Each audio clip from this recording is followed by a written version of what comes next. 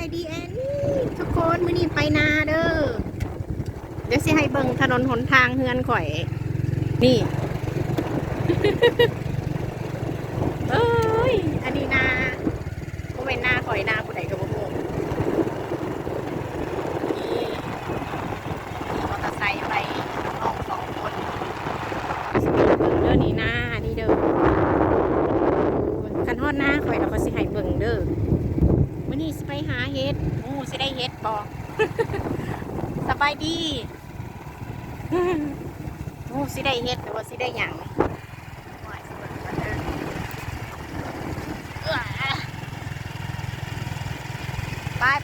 ไปเลยยาว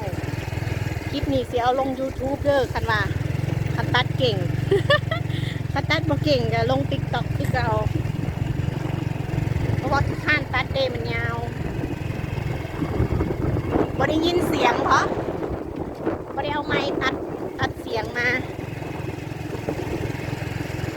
ไปถ่ายบรรยากาศให้เบิ่งสิปิ้นกล้องให้เบิ่งไปเลยบรรยากาศนาโคกเด้อทุกคนอันนี้นะมือหน้ามือในค่ะทุกคนซับสไครต์ให้อันนี้หลายๆอันนี้สิไปซื้อกล้องใหม่ตอนนี้ยังบ่มี อันนี้ขัวไป